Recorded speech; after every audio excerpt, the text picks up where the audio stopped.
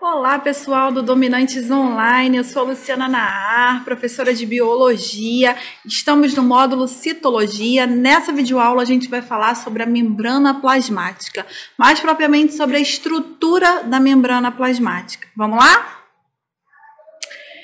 Membranas biológicas, elas têm a função de separar e integrar os compartimentos de uma célula. Na verdade, eles separam essa célula do meio e separam as organelas do citosol. O nome que a gente vai dar à membrana que separa a célula do meio exterior vai ser membrana plasmática.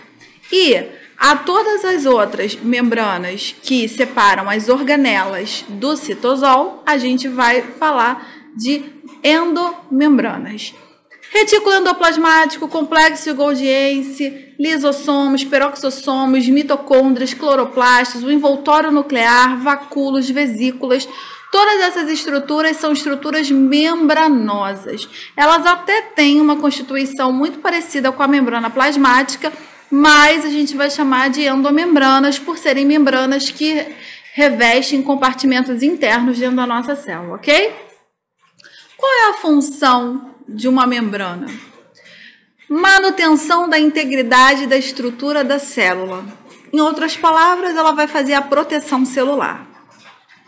Permeabilidade seletiva. Guarda essa função porque é uma das mais importantes da membrana plasmática. Ela controla a movimentação do que entra e do que sai de dentro e de fora dessa célula. Formação de um gradiente de potencial eletroquímicos. É graças à membrana que, às vezes, o lado de dentro da célula pode ter muito de um composto, enquanto o lado de fora pode ter pouco e vice-versa. Regulação das interações célula-célula. As nossas células, elas se reconhecem e esse reconhecimento é feito graças à membrana plasmática. Receptores. Como eu acabei de falar, as nossas membranas, elas se reconhecem através de receptores que estão nessa membrana. Então, a gente tem reconhecimento não só do que é próprio, mas também de antígenos, que são partículas estranhas ao nosso corpo, células estranhas e células alteradas, como, por exemplo, células cancerígenas, além de hormônios. Atuação como interface entre o citoplasma e o meio externo, ela delimita bem, então a gente consegue enxergar o que é, a partir de que momento que é a célula, né? E além do estabelecimento de sistemas de transporte para moléculas específicas. Então, a gente vai transportar para dentro ou para fora da célula moléculas que a gente quer que saia ou que entre delas. E, por fim, a transdução de sinais extracelulares, físicos e ou químicos em eventos intracelulares. Para que essa transdução de sinal? Muitas vezes, uma molécula produzida em determinada glândula precisa chegar a um determinado órgão. Então, as moléculas e partículas que existem em cima dessa membrana, na superfície dessa membrana, elas vão está sendo liberadas como um emissor de sinais, né? Dizendo, olha, é aqui que eu tenho que chegar, esse é o caminho que vocês têm que fazer. Enfim, isso quer dizer essa transdução de sinais. É muito importante, nessa aula, a gente vai falar sobre a estrutura de uma membrana plasmática. Então, é muito importante a gente saber a composição química dessa membrana. Na verdade, a gente fala que as membranas, elas são, na sua essência, lipoproteicas. Ou seja, elas são constituídas de lipídios e proteínas.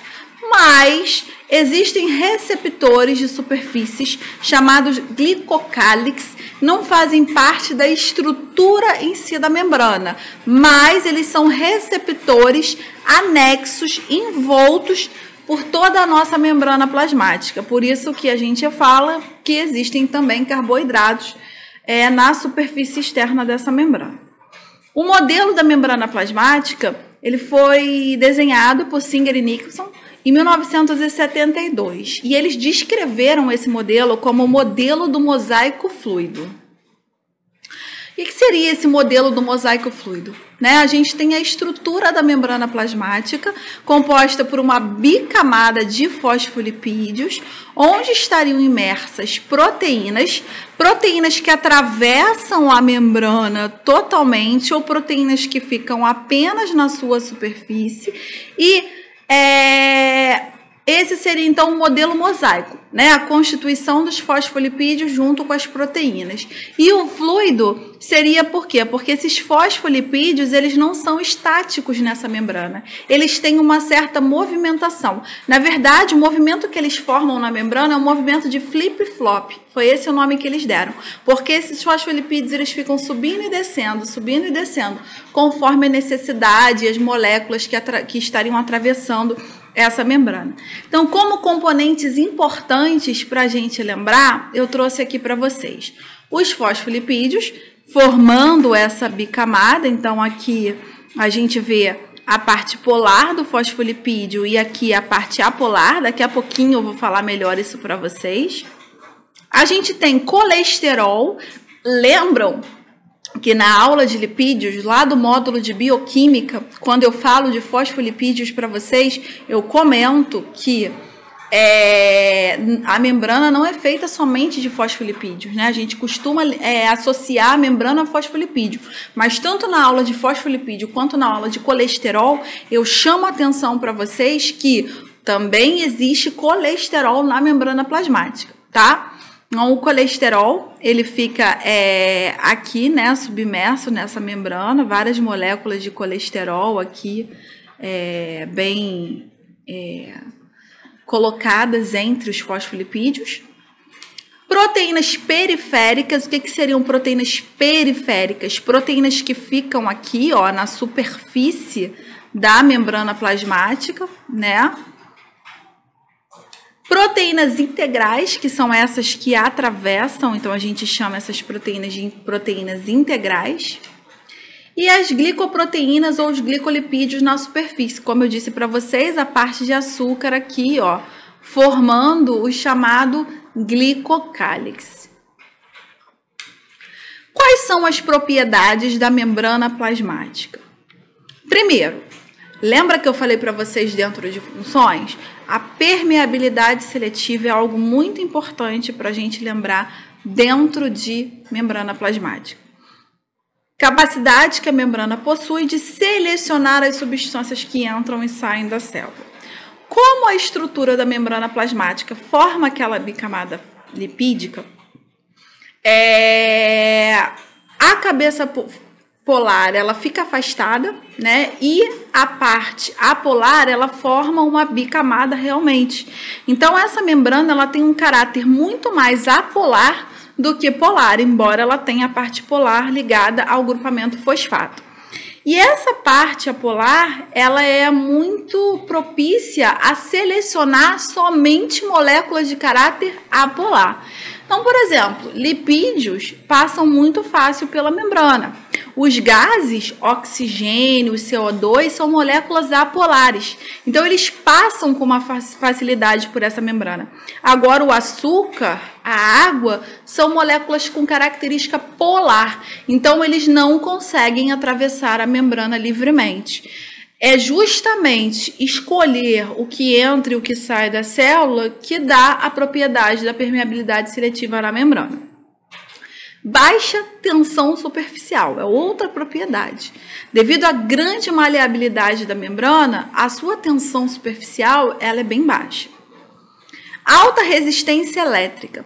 Devido à presença dos fosfolipídios, que são péssimos condutores de eletricidade, as membranas elas apresentam essa resistência.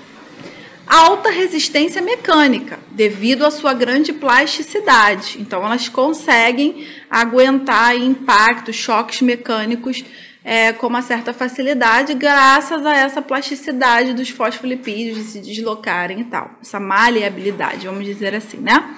E a regeneração. Até certo limite, essa membrana ela consegue se reconstituir perfeitamente. Por fim, a elasticidade. As moléculas de fosfolipídio e de colesterol presentes na membrana tornam, como eu acabei de falar, essa estrutura bastante maleável. Isso vai permitir que moléculas grandes, por exemplo, consigam atravessar essa membrana. Você quer saber mais?